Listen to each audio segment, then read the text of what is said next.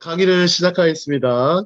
자, 지난주까지 두 번에 걸쳐서 가난해도 부자의 줄에 서라 그랬는데 아직까지 그 줄까지 아직 서지를 못했어요. 이제 그 줄까지 서지 못했는데 에, 그 줄에 서려면 기본적으로 이제 이 부자의 마인드를 갖추는 것이 중요합니다. 지금 당장은 우리 자신이 부자가 아니더라도 부자의 줄에 서는 것이 굉장히 중요합니다. 아, 이제 각자마다 생각하는 어떤 돈에 대한 생각이 다 다르실 거예요. 또 아니면 부자에 대한 생각도 다릅니다. 하지만 우리가 하지 말아야 될 생각이 있어요.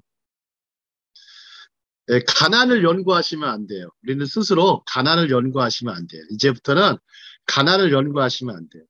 한국 사회는 한때 굉장히 가난 속에서, 가난과 기근 속에서 60년대를 보냈죠. 그 사이에 새마을운동이 일어났습니다. 새마을운동이 일어나서 에, 어, 굉장히 많은 변화가 일어나고 한국이 이제 그 다음에 이제 경제개발 5개년 이런 것들을 통해서 한국의 경제가 급속도로 성장하기 시작했고 무엇보다도 교육에 대한 투자가 많이 이루어졌습니다. 가난해도 부자의 줄에 서기 위한 노력이 제가 봐서는 교육 같아요. 그 다음에 또 하나가 한국의 기독교가 급성장하게 됐습니다. 아마도 그 급성장하게 된 배경에는 가난한 가난한 사람들이 많았습니다. 그러니까 영육 간에 가난한 분들이 많았고, 그 다음에 이제 하나님의 은혜로 한국이 이렇게 지금은 아주 부유하고 부강한 나라가 되었습니다. 하나님의 은혜라는 것을 인정하셔야 돼요. 굉장히 중요한 부분입니다. 제가 그 대학원 다닐 때 지도 교수님이 한 분이 이런 말씀을 하셨어요. 제가 너무나 논문을 다 기독교적으로만 쓰니까 교수님이 그러시더라고요. 미국에서 유학하신 교수님이신데, 예, 본인이 그러시더라고요. 본인은 기독교인이 아니셨는데, 이 기도에 대해서 좀 생각을 많이 하셨대요. 왜 기도를 저렇게 열심히 할까, 한국 사람들은. 또, 기도가 뭐가 있길래 그렇게 뭐 하잖아요. 근데 이제 기도라는 게 그런 것 같습니다. 측정이 불가능해요. 기도는 평가할 수도 없고 측정이 불가능하고 계산하기가 힘든 부분이에요. 말 그대로 좀 영적인 부분이 워낙 많다 보니까 좀 기도에 대해서 굉장히 그 말씀하시면서 이런 얘기를 하셨어요. 한국이 이렇게 급성장하게 된 이유 중에 하나가 아무리 봐도 성도들이 많이 기도했기 때문에 되지 않았나 싶기도 하고 또 하나가 기도 같은 삶을 많이 사는 사람이 많다. 기도 같은 사람, 기도 같은 삶을 사는 거. 우리 요셉 목사님 어떠세요? 기도도 중요하지만 기도 같은 삶이라고 하거든요. 좀 그런 삶이 좀 어떤 삶일까요? 목사님 한번 말씀 한번 해주시죠. 기도 같은 삶. 어, 기도는 그 말로만 하는 게 아니라 우리가 그 성경에도 보면은 구하라 찾으라 뭐 두드리라 그런 게 나오잖아요, 그죠? 그래서 기도는 행동으로 삶으로 살아내야 된다. 네, 그렇게 아, 생각이 되는데요. 그러면 기도는 이제 액션이다 그러시는 거죠. 그제 정중동의 예술이라고 뭐를 표현을 하신 분이 계세요. 정중동의 예술. 가만히 있는데 네.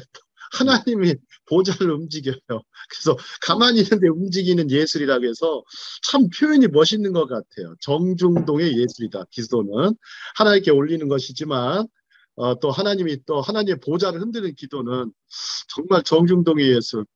어, 저는 좀 재밌는 일이 있었어요.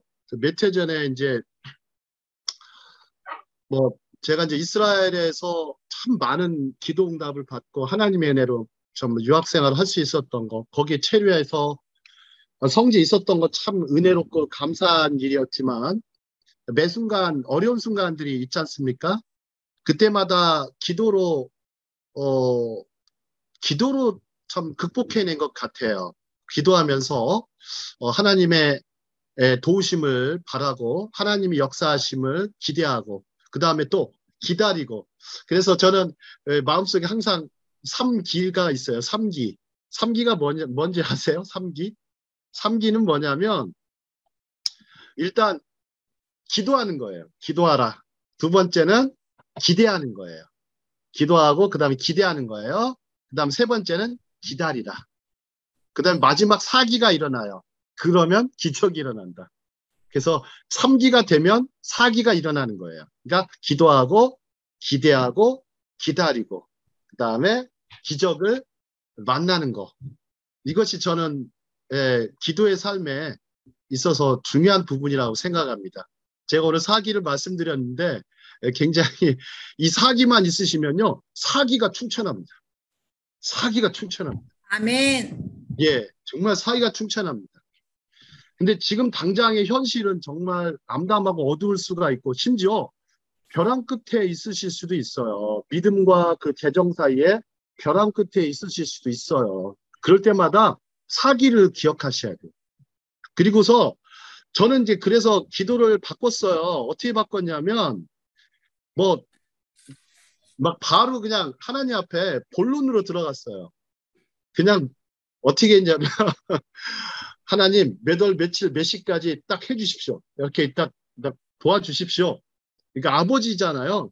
하나님 아버지면 아들 된 입장에서 아버지가 너무나 많이 갖고 계신 거예요. 제가 봐도 하나님이 정말 너무 많이 갖고 계신 거예요. 어떻게 가져도 이렇게 많이 갖고 계시냐.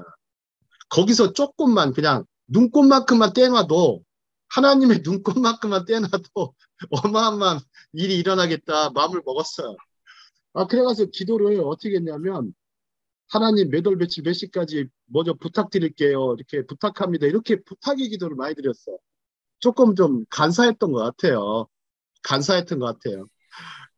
그래서 이제 며칠 전에 이제 재밌는 일이 벌어졌어요. 제가 이제 세금을 내야 되는데 한 30만 원이 필요했어요. 30만 원 필요한데, 그래서 이제, 다시 하나님 앞에 기도했어요. 하나님, 주일날까지 30만 원 부탁합니다. 이렇게 기도를 했어요. 30만 원. 그리고 그 기도를 계속 얼마를 했냐면, 한 500번을 한 것 같아요. 하나님, 주일날까지 30만 원 부탁드립니다. 믿습니다. 아멘. 이렇게 이제 기도하는 거예요. 근데 계속 그렇게 짧게 계속 기도하니까 이제 무슨 일이 벌어지냐면 일요일 날 이제 주일 날 갑자기 이제 부목사님이 찾아요. 저기 담임 목사님이 빨리 오시랍니다. 그러세요. 그래가지고 이제 목사님실에 딱 갔더니 이제 갑자기 이제 목사님 이제 큰 교회다 보니까 이제 딱 문을 여시더니 갑자기 이제 하얀 봉투를 주시는 거예요. 하얀 봉투. 그래서 목사님한테 이거 30만 원이죠? 목사님 그랬더니 아니 그게 담임 목사님이 이제 연세가 그때 한 70 정도 되셨는데 아니 그걸 자네가 어떻게 아는가? 제 기도가 어떻게 목사님께 응답이 됐네요. 근데 그러더니 이제 목사님이 뭐라고 하시냐면 참 희한한 일이 다 있어. 왜요? 그랬더니 아니 새벽에 주일날 아침 새벽에 기도하는데 성령님께서 아무개 집사한테 30만 원을 주라는 거야. 아무개한테 주라는 거야. 그래서 보니까 자네지 않는가 이렇게 해가지고 그래서 궁금해서 물어봤대요. 아니 왜 30만 원을 왜 줘야 됩니까? 왜 줘야 됩니까? 그러니까 성령님께서 하나님께서 하신 말이 그 사람이 너무 귀찮게 그 친구가 너무 귀찮게 빨리 줘. 그러더랍니다. 그러니까 아침에 이제 당회에 가셔서 당회 이제 재정 장로님한테 가서 야, 나 30만 원 빨리 빼주시오. 그러니까 왜 빼야 됩니까? 성령님께서 주시래. 이렇게 해가지고 30만 원을 받고 나서 둘이 이제 우리 목사님하고들이 껄껄 웃었는데 어떤 기도의 그런 어떤 응답을 받기까지는 제일 중요한 부분이 아마 저는 심령이 좀 가난해야 되는 것 같아요. 심령이 가난하지 않은 사람한테는 굳이 주실 이유가 없어요. 근데 이제 하나님께서는 그래서 가난한 사람에게 많은 것을 주시죠. 많은 것을 주시죠. 부자에게도 많은 걸 주시지만 가난한 에 대해서 많이 주시는데 우리가 좀 살면서 이제 이 돈에 대해서 생각하는 두 가지 방식이 있어요. 두 가지 방식이 있는데 정말 우리가 이 요즘 세상은 그렇다라고 해요. 정말 돈 없이는 못 산다라는 표현을 참 많이 써요, 사람들이. 정말 돈 없이는 못 산다. 근데 돈 있어도 못 산다 이런 사람도 있어요. 하지만 우리가 좀 돈에 대해 생각하는 방식은 좀 바꿔야 될 필요가 있어요. 자, 한번 보시죠. 예, 저기 보시면 가난한 사람들을 한번 보실까요? 자, 이렇게 좀 글씨가 좀 무지개색으로 해놨는데 자, 가난한 사람들의 생각하는 방식. 첫 번째 한번 읽어보겠습니다. 돈을 벌려면 시작. 돈을 벌려면 열심히 일해야 한다. 자, 두 번째는요. 돈을 버는 것은 힘든 일이다. 그 다음 세 번째. 돈으로 행복을 살 수 없다. 네 번째. 돈은 사람을 행복하게 하지 않는다.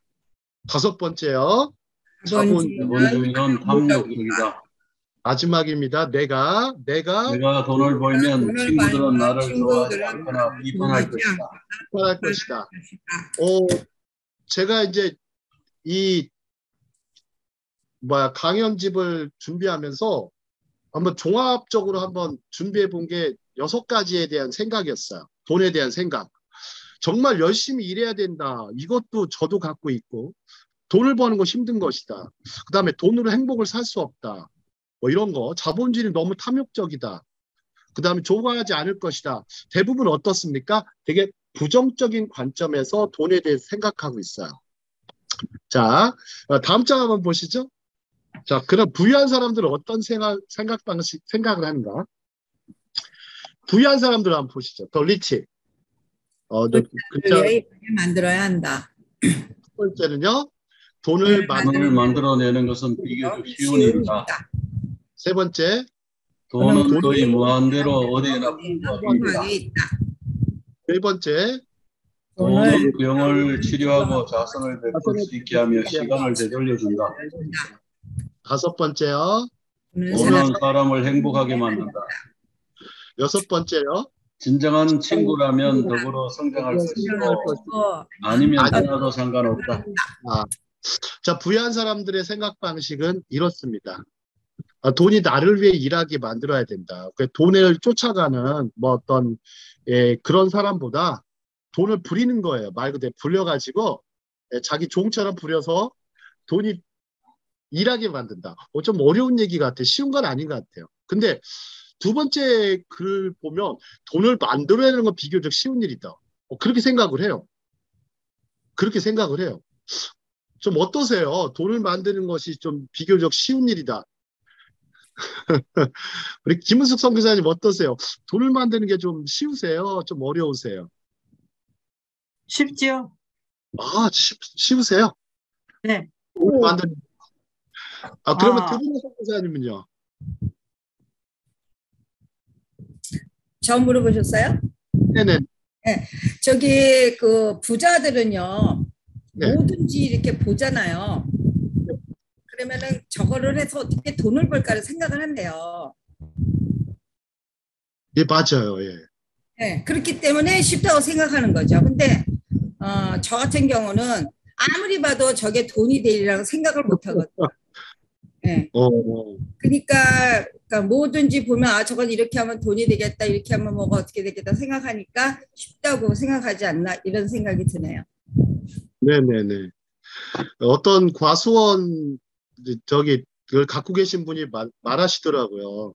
과일을 보면서 저한테 그래요. 과일을 보면서 나는 저걸 돈이라고 생각하네. 그러더라고요. 그래서 그분이 굉장히 부잣집이신데 저게 과일나무가 아니라 돈나무로 생각하고 산대요.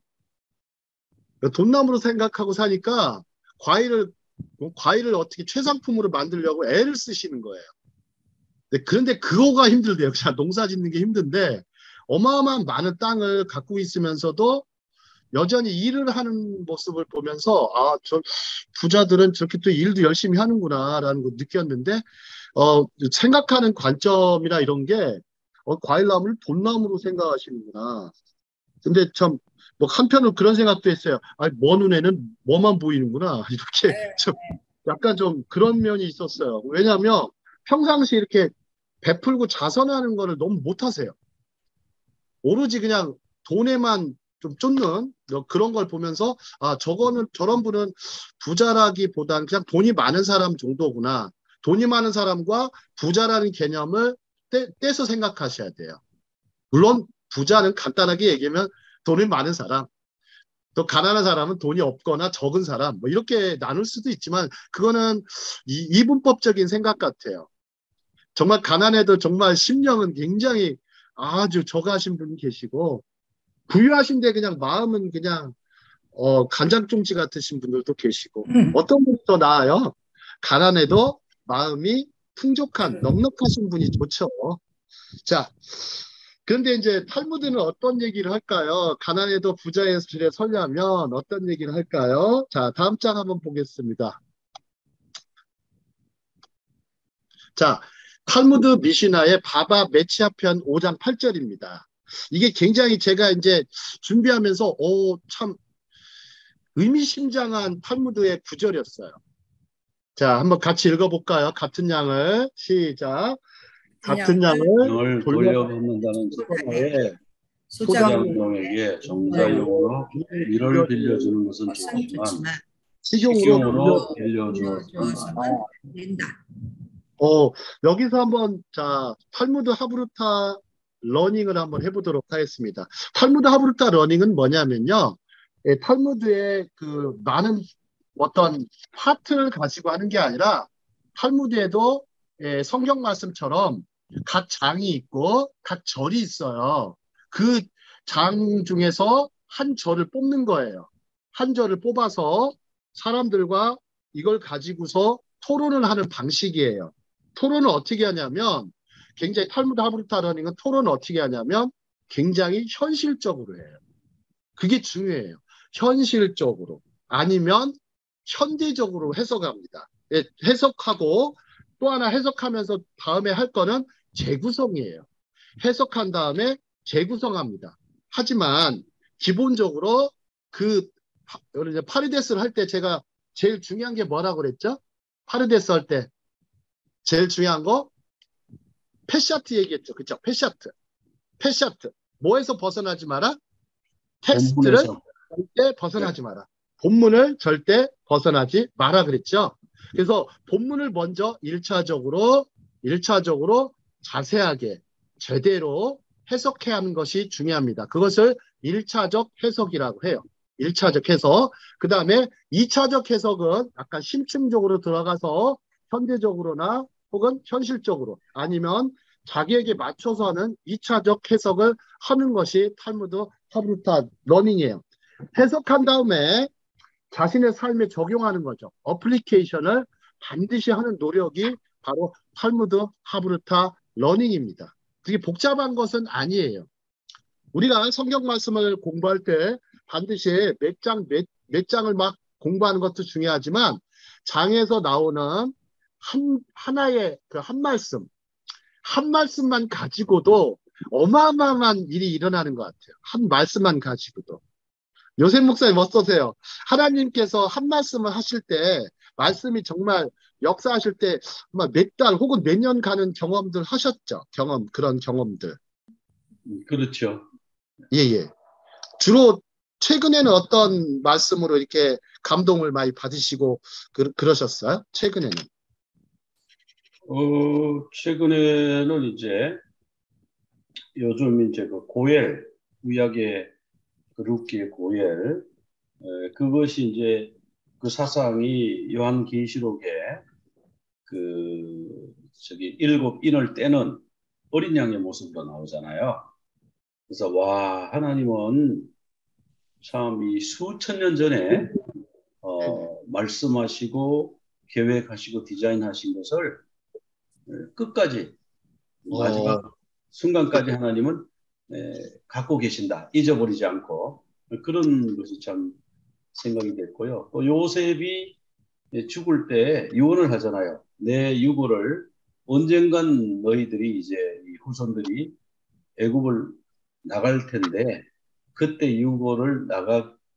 내 유고를 실어다가 그 가나안 땅에다가 장례할 것을 맹세하라 그래갖고 약속을 하거든요.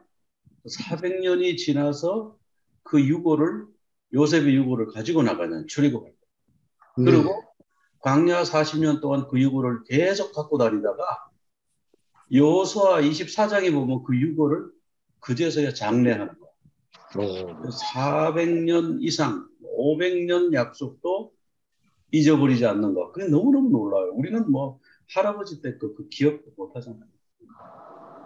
그래서 참 하나님은 신실하시다. 하나님의 약속은 신실하시다. 신실하신 하나님, 정말 한 말씀만 가지고도 이렇게 그냥 정말 몇 달, 몇 년 이렇게 그냥 가슴이 설레이고 비전과 그 이상 이런 것들을 계속 가지고 사시는 모습들을 그게 참 목회자로서는 가장 좀 흥분되는 것 같아요. 가슴 뛰는 삶이신데 가슴 뛰는 삶을 살게 하시는 것이 하나님이 주신 참 은혜 덕분이라는 것을 아까도 보면 모든 것이 은혜 그랬는데 진짜 가슴 뛰는 삶을 사는 거 정말 이보다 참 멋있는 삶은 없는 것 같습니다. 다른 분 한 분 더 말씀해 주실까요? 한 줄 가지고도 이렇게 한 말씀 가지고도 어떤 분 한 분 말씀해 더 주실까요?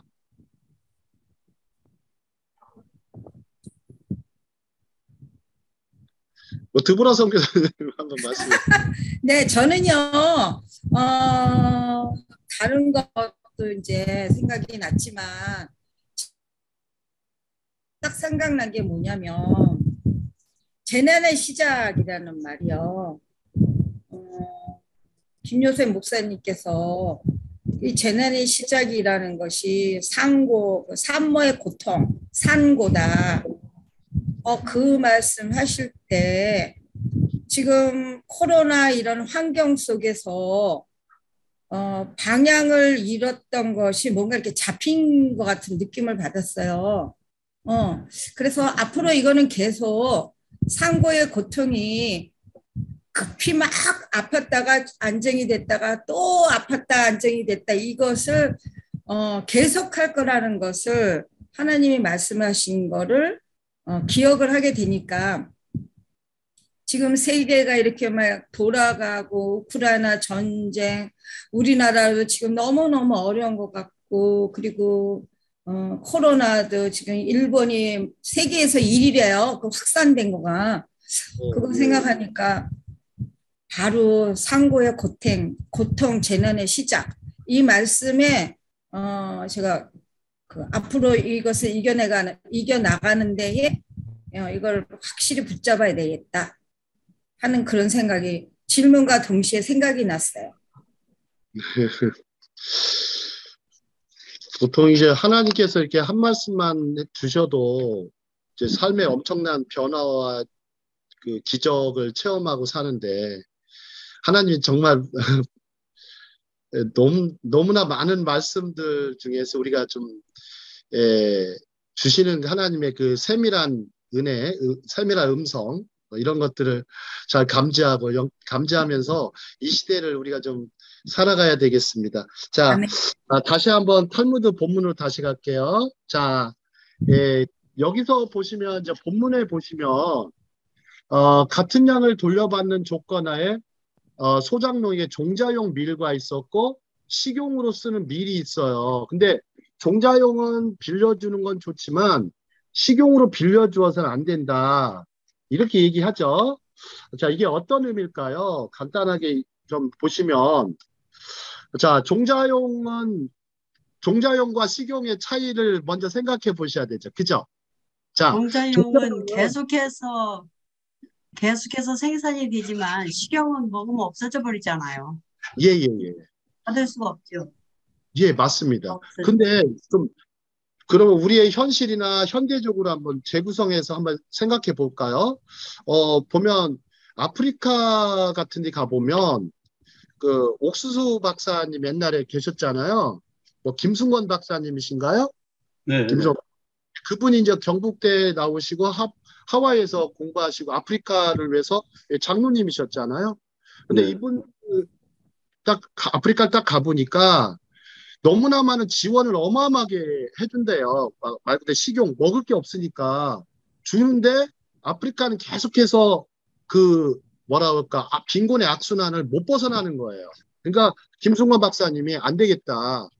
그래가지고 옥수수 농사도 짓는 법 가르쳐주고 어마어마한 옥수수를 생산을 하죠. 생산을 하게 하고 그 종자들을 그 다음에 딱 강조하신 게 그거였어요. 탈무드식으로 정말 종자를 주지 않고 식용으로 주지 않는 거. 종자 옥수수를 식용으로 주지 않는다. 그 종자가 있기 때문에 계속해서 농사를 지으면서 근데 아프리카가 그렇게 척박한 땅이 아니래요. 알고 보면 척박한 땅이 아닌데 하도 저기 다 먹어치워 버리니까 사마귀로 변할 수밖에 없었죠. 근데 이제 우리나라 말에도 그런 말 있잖아요. 종자 다른 거는 다 버려도 종자만은 그래서 다산 정약용 선생도 실학자였지만 농업에서 중요한 부분이 바로 그 부분이랍니다. 그러니까 다 먹어치우지 말고 종자를 갖고서 종자가 희망의 씨앗이죠. 우리에게도 종자가 있지 않습니까? 씨, 거룩한 씨가 있지 않습니까? 거룩한 거룩한 씨가 있는 겁니다. 저는 복음이라는 단어를 쓸 때 복음? 굿뉴스라고도 쓰지만 그게 이제 굿시드 같아요. 좋은 씨 같아요. 좋은 종자 같아요. 그래서 복음이 심기기만 하면 누구나 다 열매를 맺을 수 있는데 그런 종자. 근데 이제 탈무드를 가지고 이렇게 좀 해석을 하면서 1차적으로 그렇게 해석을 하는데 한번 다음 장 한번 보시죠. 다음 장 보시면 각자의 해석, 각자의 질문들이 있을 거예요.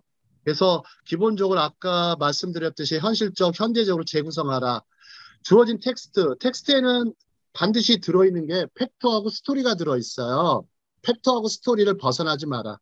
세 번째, 실용적 사고를 반드시 하고 그러면서 또 이상적 사고를 둘 다 가지셔야 돼요. 탈무드 하브루타 러닝을 하거나 뭐 바이블을 가지고 성경을 가지고 하더라도 실용적 사고와 더불어 이상적 사고를 둘 다 가지셔야 돼요. 그 다음 네 번째, 로비스트가 되라. 이게 좀 어려운 얘기인데요. 아까 윤양서 선교사님 말씀하신 게 맞아요. 정말 김은수 선교사님 말씀하셨나요? 저희 보면은 부자들은 뭔가를 이렇게 좀 돈으로 바꾸는 능력? 뭔가 딱 보면은 신문기사 딱 하나 보고서 이거다 해가지고 딱 투자처를 바로바로 찾죠. 포인트를 바로 찾죠. 그런 사람들이 아주 번뜩이는 눈을 갖고 있는데 그런 거가 바로 뭐라고 하냐면 경영학에서는 로비즘이라고 그래요. 로비즘이라고 그래요. 로비즘인데 그래서 제가 여기 써놓은 거예요. 로비스트가 되라. 자 보세요. 로비스트는 뭐냐면 어떤 사물, 사건, 생각을 재화로 바꾸는 지혜예요. 재화로 바꾸는 지혜. 어떤 사물, 사건, 생각을 재화로 바꾸는 지혜가 로비스트예요. 그래서 그 로비즘을 가지셔야 돼요. 그것을 다른 말로 좀 말이 어려우면 그냥 비즈니스 지혜를 구하라. 자, 이제 탈무드 미시나 본문은 좀 이따 할 것 같고요. 다음 거 한번 보시면서 좀 더 본문에 더 접근해 보겠습니다. 다음 장 보시죠. 다음 장에 보시면 뭐가 있어요? 부자의 줄에 서야 부자가 된다. 부자의 줄에 서야 부자가 된다. 가난한 자의 줄에 서지 말고 부자의 줄에 서라 그러는데 자 한번 부자의 줄에 서는 첫 번째 단계는요. 뭐라고 썼어요? 제가 빈부의 격차를 인정하고 빈익빈 부익부 요즘 심해지나요? 더 줄어들었나요? 심해지잖아요. 빈부의 격차가 갈수록 심해집니다. 근데 그거를 부정하실 필요는 없어요. 그냥 인정하시는 게 편해요. 인정하셔야 돼요. 왜요? 빈부의 격차가 있어서 뭐의 위력이 발생한다? 동일력이 발생해요. 자, 그러면 부자의 특징, 두 번째로 부자의 특징을 이해하셔야 돼요. 부자는 어떻다? 두 번째. 급하지 않다. 그렇지 않다. 그래서 어떤 랍비는 이런 얘기했어요. 어떤 제자가 질문을 했어요. 선생님, 부자는 어떤 사람입니까? 그러니까 랍비가 갈릴리 어떤 랍비가 이런 얘기를 해요. 부자는 매일 맛있는 것을 먹는 사람이다. 맛있는 것을 먹는 사람이다. 잠시 제 딸 얘기를 할게요. 어느 날 딸이 이제 저한테 질문했어요. 아빠 부자가 누구예요? 그러더라고요. 그래서 탈무드에 있는 얘기로 매일 맛있는 거 먹는 사람이야. 매일 맛있는 거 먹는 사람이야. 매일 맛있는 걸 먹는 사람이 부자죠. 근데 왜 유대인들은 매일 맛있는 거를 먹는 부자들이 많거든요. 혹시 그거 생각해 보셨어요? 유명 레스토랑에 가면 정말 맛있는 게 많잖아요. 근데 이상하게 유대인 부자들 보면 정말 맛있게 먹어요. 근데 그것도요, 먹어도 어디서 먹냐면 구석지서 안 먹고 꼭 가운데 테이블에 앉아서 먹더라고요. 아, 저 사람들은 왜 저기 가서 맛있는 걸 먹고 있지? 저희들은 상상도 못 가요. 한 1년에 한 번 가면 잘 갈 수 있는 레스토랑이요. 정말 비싸요. 정말 비싼 곳인데 저 사람들은 자주 와서 먹어요. 저는 그 이유를 몰랐는데 한번 물어봤어요. 왜 이렇게 궁금해서 물어봤어요. 왜 이렇게 맛있는 거를 먹습니까? 그랬더니 비싼 돈을 들여서.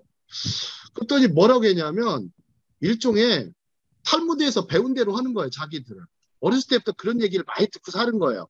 부자는 매일 맛있는 거 먹는 사람이야 했는데 이 사람들이 너무나 가난해도 가난하게 살았어요. 근데 이제 생각은 가난해도 부자의 줄에 서야 되겠다 해서 그 안식일 날 같은 경우는 평상시에는 좀 못 먹어도 안식일 날 같은 경우는 빅디너를 하는 거야. 맛있게 먹는 거야. 맛있게. 그것도 막 정결한 음식으로 하잖아요. 코셔라고 하죠. 코셔인데 그걸 맛있게 먹어요. 근데 그 상차림이 결코 싸지가 않아요. 안식일 디너가. 근데 안식일 디너가 상차림이 항상 아무리 가난해도 매주마다 명절을 보내는 거예요. 저희는 명절 언제 보내요? 그냥 추석 때 한 번, 뭐 설날에 한 번 이렇게 보내잖아요. 요즘은 너무 우리가 좀 부유해져서 늘 명절 같아요. 먹을 게 천지때깔이에요. 한국은 지금 거의 뭐 먹방의 나라예요. 먹방의 나라. 근데 그렇게 된 건데 유대인들은 그냥 물어봤어요. 제가 궁금해서.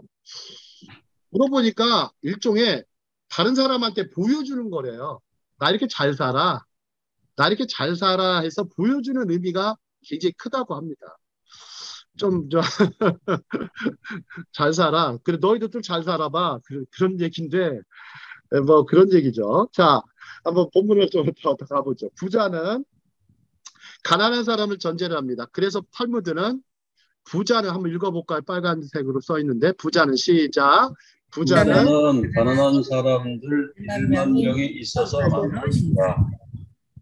그 다음에요. 더 읽어볼까요? 부의 불균형. 부의 불균형 위에 부자가 생기기 때문에 부자는 영원히 부자 그룹에 속하며 가난한 사람은 영원히 가난한 사람들의 그룹에 속하게 된다.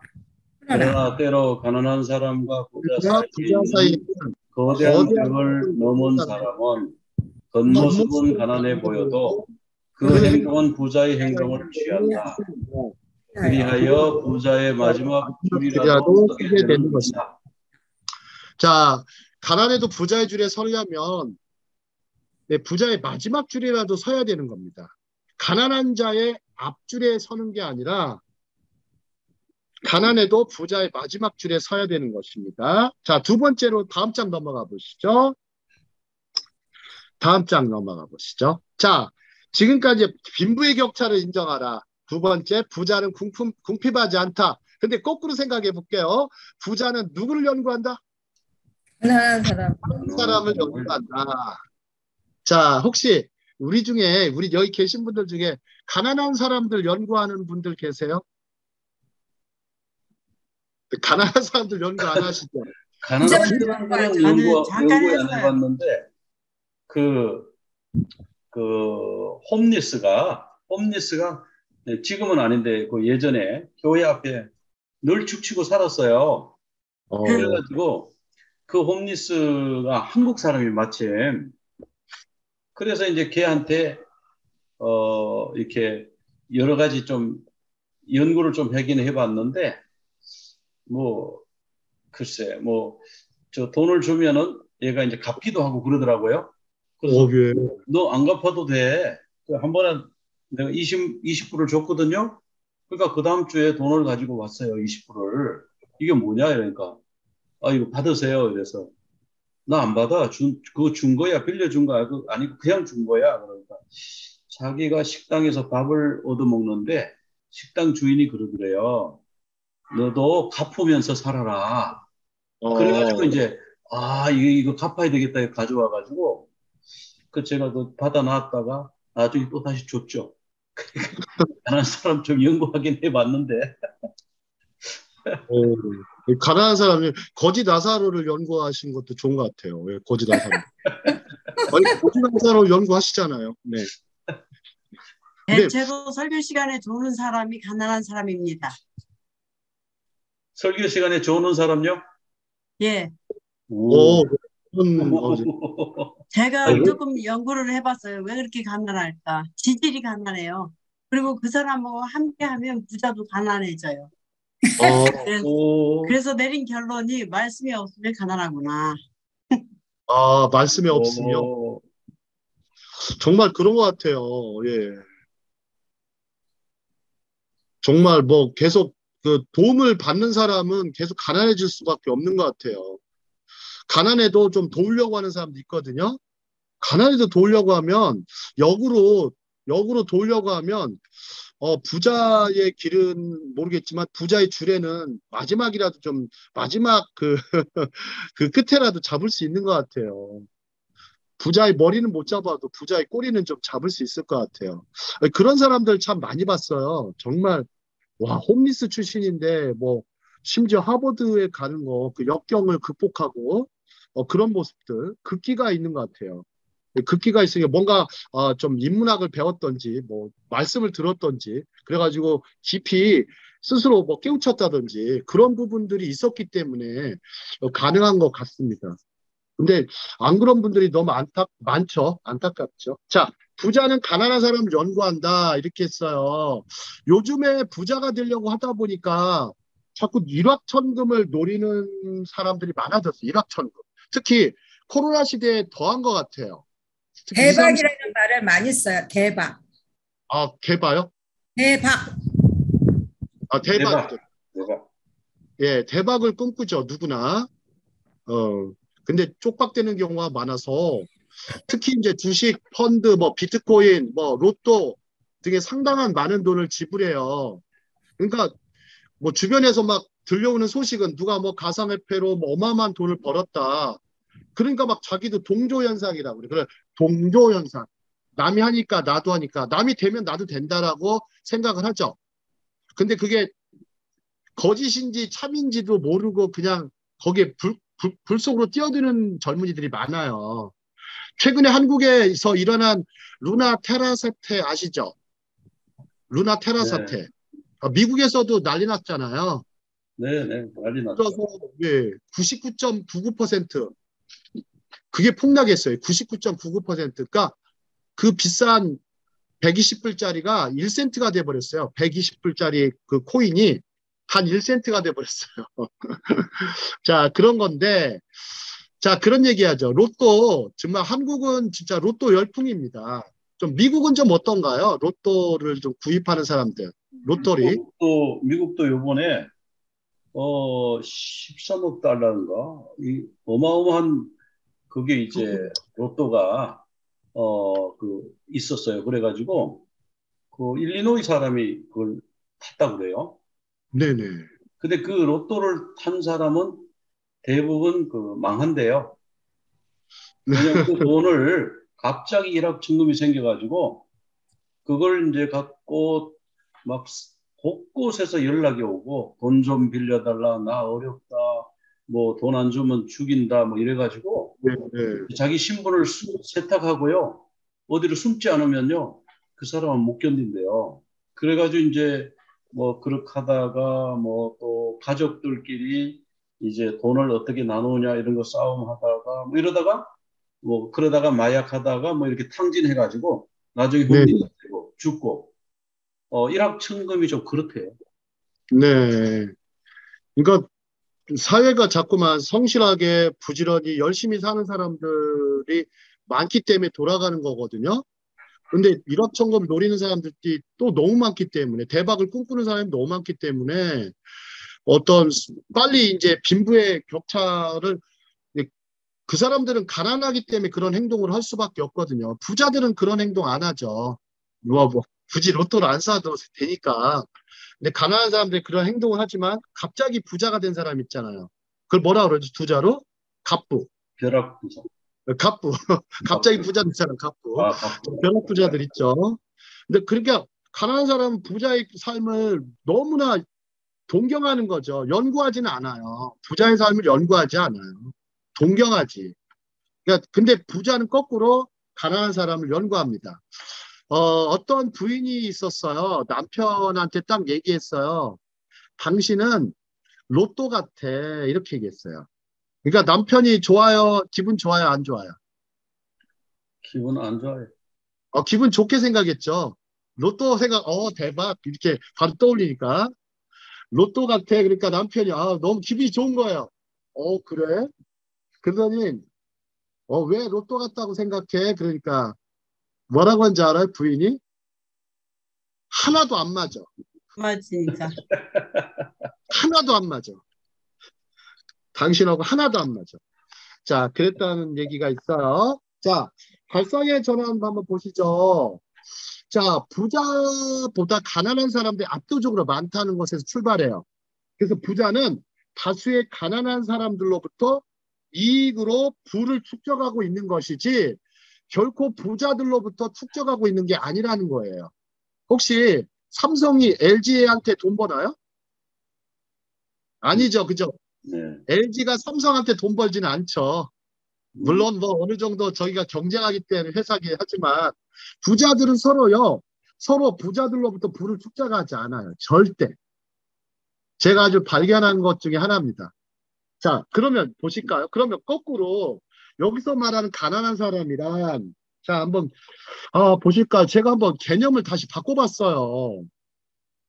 말 그대로 가난한 사람인 경우일 수 있어요. 그죠? 또 하나 한번 보실까요? 그 다음에 부자를 포함한 모든 고객일 수 있다. 부자를 포함한 고객일 수 있어요. 고객은 구매자와 바이어로 나눠요. 고객은 자신이 갖고 있지 않은 물건에 대해서 돈을 지불하고 얻기를 원하기 때문이다. 원하는 물건을 갖고 있지 않다는 것은 곧 가난한 것이 된다. 자, 유대인들의 생각은 그렇습니다. 원하는 것은 물건을 갖고 있지 않다는 것은 곧 가난한 것이 된다. 가난에 대한 다른 생각을 할 수 있어요. 다음 장 보시죠. 다음 장에 그럼 무슨 생각을 그러면 부자 고객도 어떤 사람인가? 가난한 사람인가? 어떻게 생각하세요? 부자 고객도 가난한 사람인가? 유대인들은 그렇게 생각한대요. 부자 고객도 가난한 사람일 수 있다. 혹시 따로 말씀해 주실 분? 왜? 유대인들 왜 부자 고객도 가난하다고 생각하지? 자기가 탈무드에서는 그렇게 얘기하거든요. 앞장에서 예. 정의하기를 자기가 갖고 있지 않는 것을 원하는 것이 가난하다고 했잖아요. 자, 그러니까 예. 욕심이 있어서 지금 욕심. 가지고 있는 게 많지만 그 욕심에 들차 있으니까 그만큼 가난한 걸로 자기가 치부하는 거죠. 예. 혹시 그런 거 있어요. 부자분들한테 물어봅니다. 당신은 부자세요? 이렇게 부자입니다라고 안 하고 진짜 부자입니까? 라고 물어보면 자신은 절대 부자라고 안 해요. 몇 조를 갖고 있는데도 그렇더라고요. 왜 그러면 근데 왜 부자라고 생각 안 하고 사세요? 그러니까 왜 그런 생각을 왜 하느냐. 근데 그분이 하신 말씀 중에 하나가 이분도 탈무드에 의하면 가난한 사람이구나라는 생각을 저는 들었어요. 자, 한번 보실까요? 혹시 부자들은 주로 무슨 소비를 많이 하시죠? 명품 소비를 많이 합니다. 명품 소비를 많이 하잖아요. 자, 미국에도 명품이 있지만 한국 사람들이 참 유독 명품을 좋아해요. 혹시 우리나라에서 제일 뭐 값비싼 명품의 순위가 쭉 있어요. 있으면 혹시 1위는 어딘지 아세요? 1위? 명품만 1위.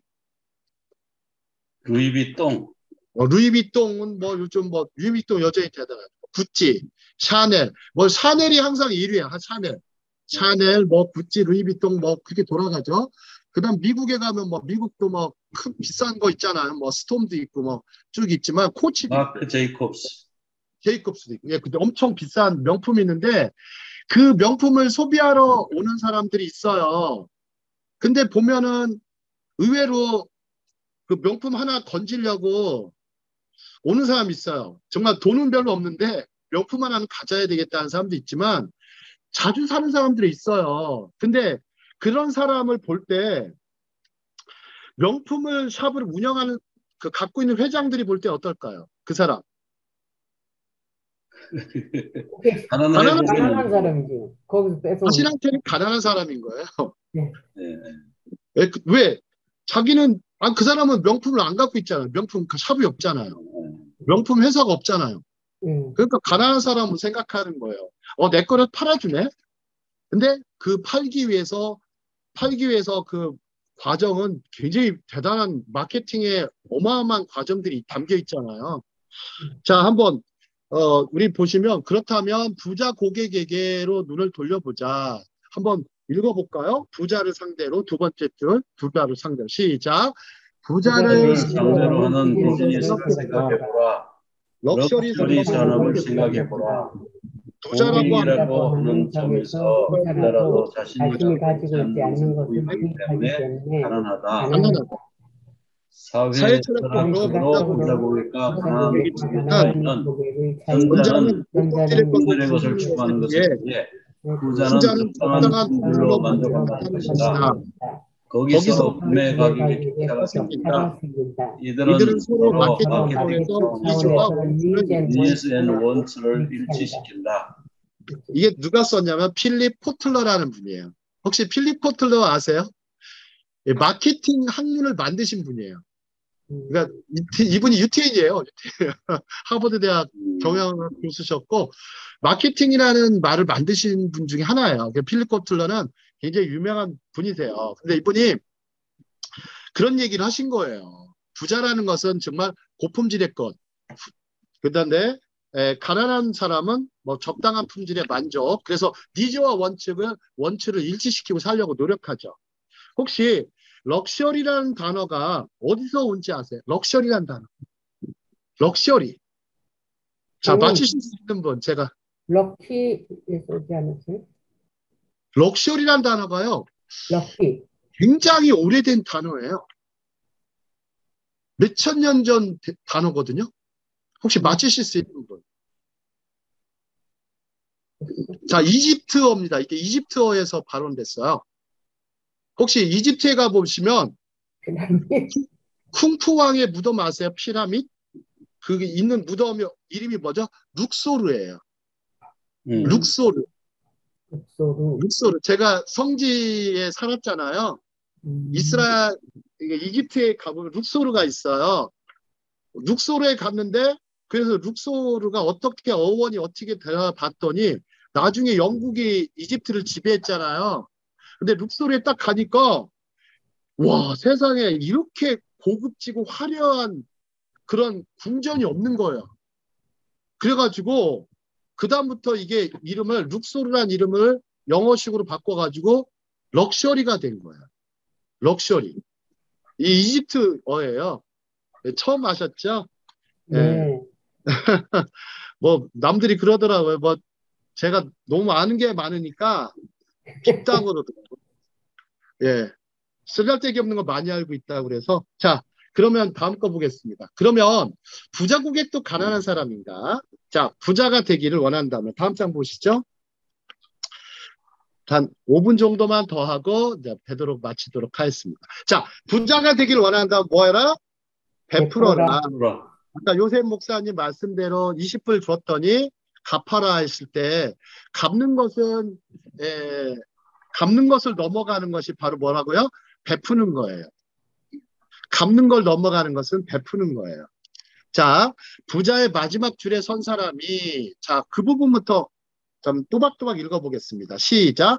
부자의 마지막 줄에 선 사람이 가난한 사람들의 가장 앞에 있는 실제는 부자가 아니었습니다.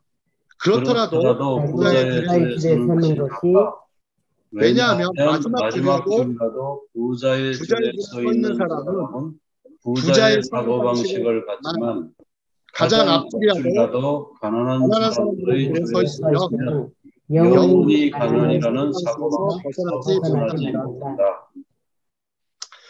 자, 금융의 역사라는 책이 있어요. 그 책에 보시면 중요한 것은 실용적 기술이 아니라 철학이다. 철학을 갖추라는 거예요. 우리는 너무나 실용적인 거 좋아하시잖아요. 바로바로 쓸 수 있는 거, 활용할 수 있는 거 좋아하시지만 철학은 굉장히 바로바로 쓸 수 있는 것 이상의 것을 갖고 있죠. 갖고 있죠.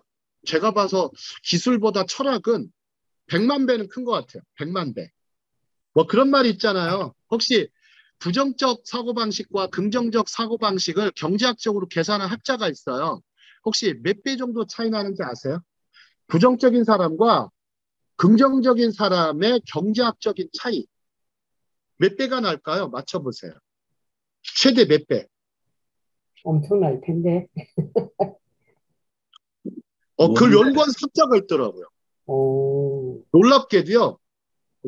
이거 아는 사람이 거의 없어요. 제가 좀 특이해서 그런가? 한 600배 차이 난대요. 600배? 네, 보통 600배까지 차이 난대요. 그러니까 부정적인 사람과 긍정적인 사람. 아까 한번 보세요. 그러면 가난한 사람들의 사고방식하고 부자의 사고방식을 가졌는데 결국에는 경제학적으로 600배의 차이가 벌어질 수 있다는 거죠. 최대. 그러면 최소로 따져도 몇 배는 된다는 얘기죠.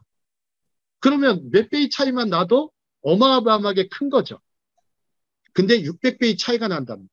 그런데도 긍정적 사고방식을 안 갖고 살까요? 바보 중에 그런 바보가 어딨어요. 아니 돈을 되게 좋아하면서 사고방식은 굉장히 부정적이에요. 얼마나 바보 같은 생각을 하고 사는 거예요. 부정적인 생각은요. 바보 같은 생각의 제1순위예요. 부정적인 생각은 여기에도 뭐 절망적인 생각, 어두운 생각 다 들어가겠죠. 쉽게 생각하시면. 근데 기도하는 거 이거 되게 긍정적 생각이에요. 또 어려울 때 좀 그런 거 있잖아요. 그런 거 있잖아요. 어떤 집에서 그랬다고 그러죠. 유리잔이 딱 깨졌어요. 또 비싼 아마 유리잔 같아요. 깨졌는데 어떤 엄마는 뭐라고 그래요? 아기가 깨트리면 이 비싼 걸 깨트렸어. 뭐라고 그러죠. 그죠? 하지만 어떤 엄마는 뭐라고 그래요? 힘이 좋네. 안 다쳤니? 그렇죠. 팔 안 다쳤니? 이렇게 얘기하죠. 왜 그런 말 하냐면 잔이야 다시 사면 되는 거야 이렇게 얘기하죠.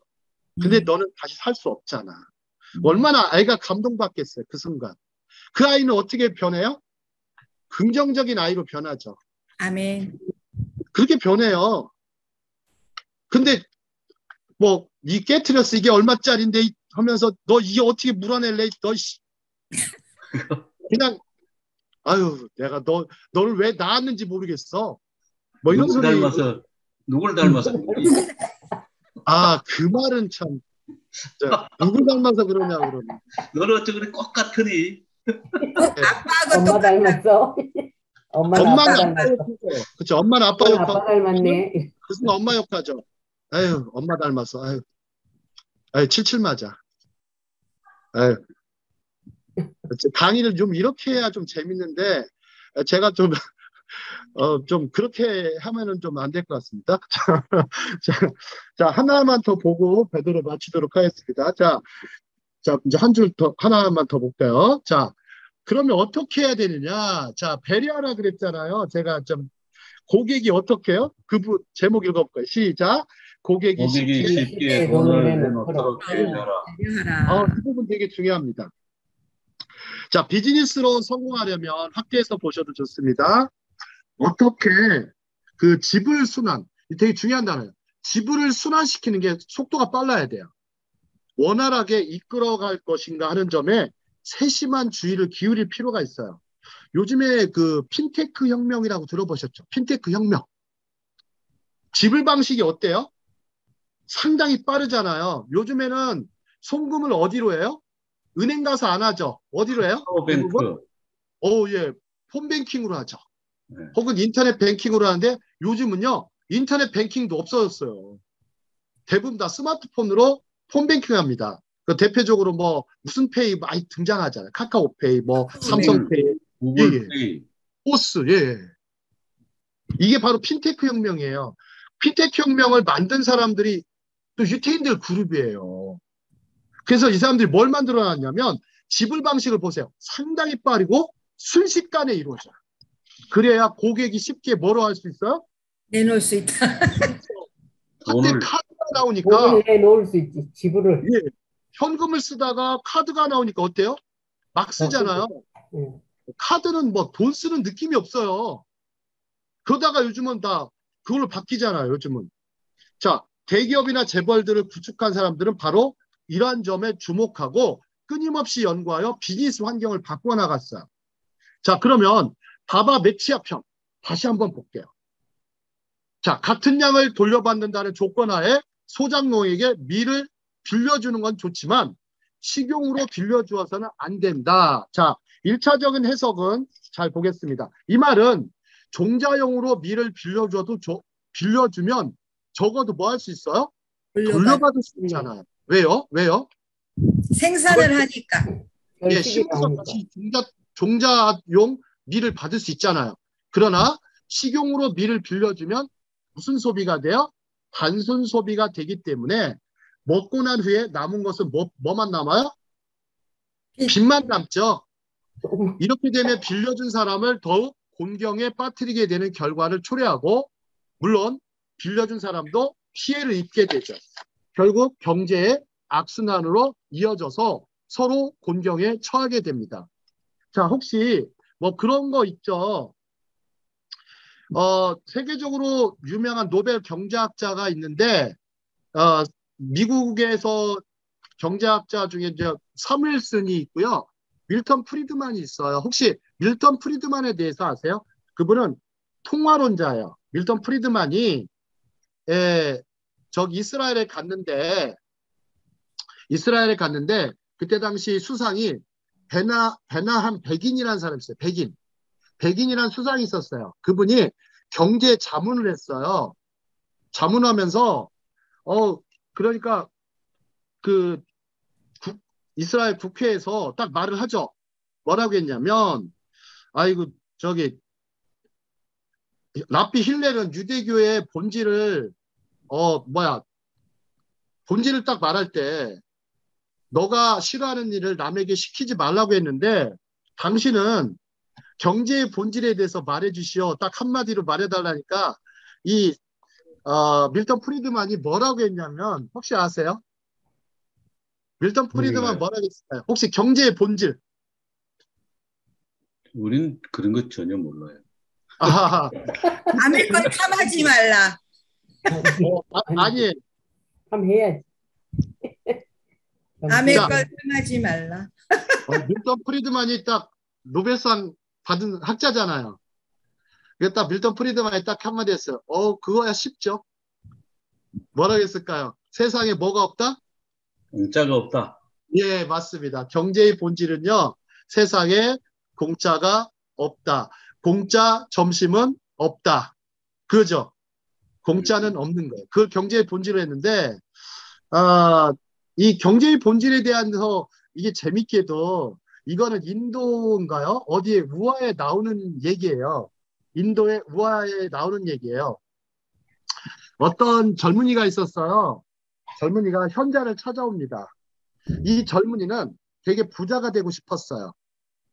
부자가 되고 싶고 아주 높은 사람이 되고 싶었는데 그래서 현자한테 가르침을 받으러 왔습니다. 그러다가 현자가 어떻게 했냐면 유리잔을 줍니다. 유리잔을 주고 거기다 물을 거의 가득 채워요. 물을 가득 채우고 이 유리잔을 가지고 여기를 한 바퀴 돌아라. 아마 동네를 한 바퀴 돌으라고 했던 건지 아니면 궁전을 아마 돌으라고 했던 건지 잘 모르겠지만 거리를 돌으라고 했던 것 같아요. 유리잔에다 물을 채워서. 자, 그러면 이 젊은이는 어땠을까요? 유리잔에 물을 채우니까 어떻게 걸어야 돼요? 조심스럽게. 예, 그것도 어떻게 해요? 단순히 조심스러운 게 물이 아니라 흐르지 않게, 쏟아지지 않게. 쏟아지지 않게, 그러니까 천천히. 근데 그러면 뭐만 봐야 돼요? 물만. 그렇죠. 물만 봐야죠. 그래서 아마 거기 한 바퀴를 쭉 돌더니 현자한테 찾아옵니다. 그러니까 자네가 뭘 느꼈는가 그렇게 했어요. 뭘 깨우쳤는가. 그러니까 젊은이가 그때 딱 물을 내려놓으면서 물만 바라보았습니다. 물만 바라봤습니다. 그때 그 사람이 얘기를 하죠. 바로 그거네. 부자가 되려면 거기에 집중하고 높은 자가 되려면 거기에 집중해야 돼. 그것만 집중하게. 다른 거에 집중하면 안 된다네. 뭐 그런 얘기를 아마 했습니다. 그러면 이 공짜 점심은 없다, 공짜는 없다는 무슨 얘기냐면 이것도 우화에 나오는 얘기입니다. 아마 밀턴 프리드만은 그 두 이야기를 다 알고 있는 것 같습니다. 한 이야기는 뭐냐면 어떤 왕이 있었습니다. 아마 페르시아의 왕으로 제가 기억이 나요. 그 페르시아 왕이 많은 현자들을 불러서 세상에 가장 좋은 지혜, 최고의 지혜를 모아라고 얘기했습니다. 그래가지고 모아가지고 막 단연간 아마 한 10년을 연구한 것 같습니다. 연구하더니 한 권의 책으로 만들었어요. 한 권의 책으로. 그러니까 페르시아 왕이 야 이거 너무 두꺼우니까 한 페이지로 만들어라. 그러니까 또 연구를 또 많이 합니다. 현자들이. 연구를 했더니 이제 한 페이지로 만들었어요. 한 장으로 딱 만들었단 말이에요. 그리고서 또 지나갔어요. 야 이거 너무 두껍다. 이것도 많아. 너무 복잡해. 한 줄로 요약해라.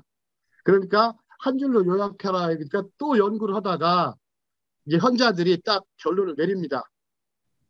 뭐라고 내렸을까요? 세상에 공짜는 없다. 여러분들 보세요.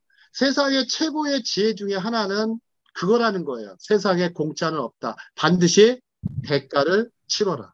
근데 공짜 좋아하다가 망한 데가 어디예요? 바로 아프리카예요. 난민 한번 보세요. 난민들. 근데 난민들 보면 벗어나기가 어렵죠. 자, 한국에도 아프가니스탄 그 사태 났을 때 난민들이 왔어요.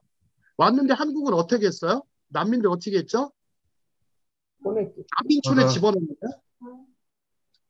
그 난민들의 절반은 울산에 살아요. 울산은 뭐가 좋아요? 산업이 발달돼 있잖아요. 조선소. 그래서 지금 울산의 조선소에 대우조선 사태가 벌어졌어요. 근데 울산 조선소에 아프가니스탄 난민의 절반 가장들이 있잖아. 남자들을 거기에 투입한 거예요. 왜냐하면 아프가니스탄 남자들이 힘도 세고 일도 되게 잘한대요. 그 난민들을 그렇게 바꿔주니까 이 사람들이 난민 지위도 확보했고 뭐도 줘요. 결국 일하면 영주권도 주잖아요. 한국이 그렇게 합니다. 그러니까 한국은 식용으로 주는 나라이기도 하지만 원조받는 국가에서 원조하는 나라도 변했지만 그러나 그냥 주지는 않아요. 종잣돈을 줍니다. 종자를 주고 너희들 한번 해봐라. 그래서 정착을 시키죠. 그게 좀 다른 것 같아요. 근데 제가 난민촌에도 가봤어요. 팔레스타인 난민촌에 가보니까 지금도 난민촌이 있어요. 언제적이냐면요. 그때 60년대 난민촌이요. 지금도 있어요. 근데 난민촌에 가보면 학교도 있고요. 병원도 있고 다 있어요. 왜? 전 세계에서 와요. 유엔에서 오잖아요. 아니면 뭐 국경 없는 의사회, NGO들이 엄청나게 하고 봉사단체들이 와요. 오는데 이 사람들은 난민에서 벗어나지 못해요. 왜 그럴까요? 난민에서 끝난 거예요. 왜? 계속 도움을 받을 수 있으니까. 내가 하지 않아도 돼. 내가 노력하지 않아도 돼. 그래가지고 난민들은 대체적으로 거기서 그냥 좀 풍족하지 않지만 그냥 먹고 사는 거예요. 마치 뭐처럼 느꼈냐면 그래서 이스라엘은 출애굽이 일어난 거예요. 출애굽이 일어난 거예요. 모세가 이끌어가지 않았다면 그 한 명의 지도자, 물론 뭐 여러 지도자들이 있겠지만 그 노예 생활을 했잖아요. 그래서 이스라엘 백성들이 뭐라고 그럽니까? 홍해에 왔을 때, 홍해에 왔을 때 무슨 일이 벌어져요? 애굽으로 돌아가자. 예, 다시 애굽으로 돌아가자. 가나안으로 가지 말고 애굽으로 돌아가자. 왜? 뒤에는 애굽의 전차들이 달려왔죠. 옆에는 다 산이었죠. 앞에는 시퍼런 홍해물이 있었어요. 근데 갑자기 무슨 일이 벌어져요? 홍해가 갈라지기 시작하죠. 그래서 바다를 뭐같이 걸었어요? 육지같이 걸었습니다. 자, 이 사람들은 어마어마한 난민들이었어요. 난민들이 가나안 땅으로 갑니다. 근데 바로 가지는 않았죠. 가지 않은 이유가 뭐예요? 맞춰보세요. 노예 근성을 빼기 위해서. 노예 근성을 빼기 위해서. 그리고 또 하나님이 또 뭐라고 말씀하셨어요? 젖과 꿀이 흐르는 땅이라고 말씀하시잖아요. 네. 아마 하나님께서 이 사람들을 아마 좀 약간 유인하시려고 야 거기 젖과 꿀이 흐르는 땅이야. 유인하시려고 하셨던 것 같아요. 하나님의 깊으신 마음이 있는 거예요. 그래서 너희들한테 야 이스라엘 백성들 너희들 마음속에 젖과 꿀이 흐르는 마음을 가져. 창의성, 개척정신, 상상력, 도전정신 너희도 할 수 있다라는 자신감 혹은 강한 민족의 정체성 갖고 살아. 이런 의미를 갖고 계신 거죠. 그래서 출애굽이 일어난 것이죠.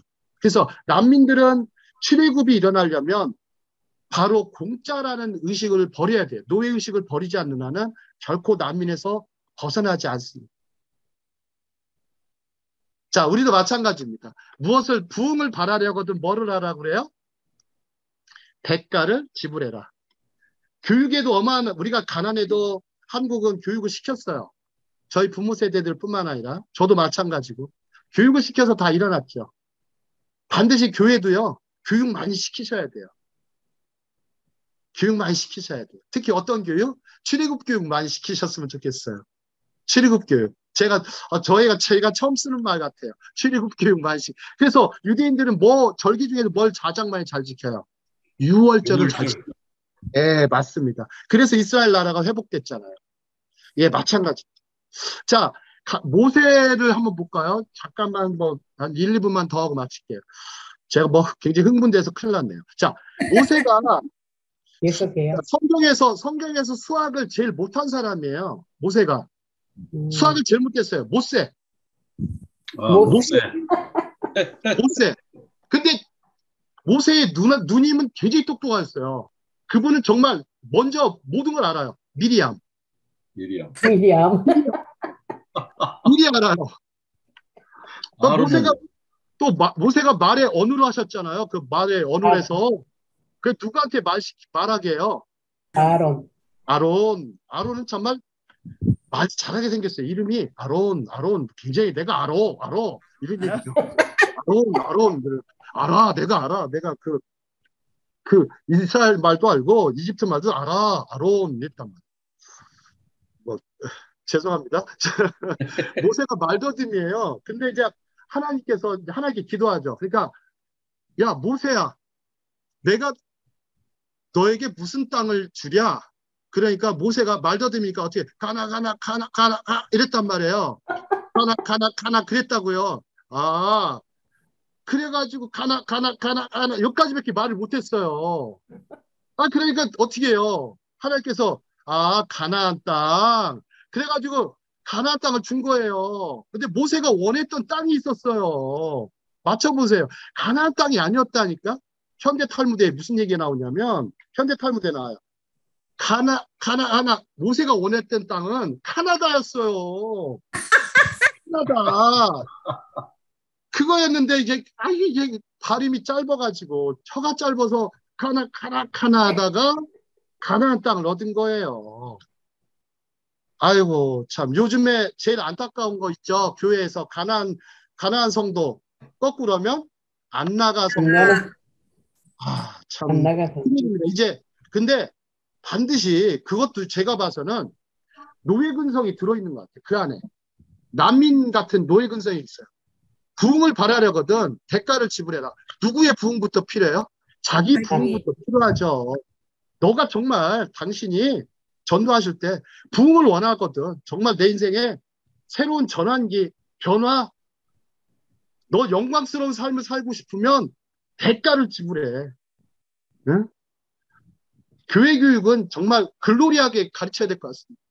교회가 좀 소심해진 것 같기도 하고요. 제가 봐도. 저 자신도 그렇습니다.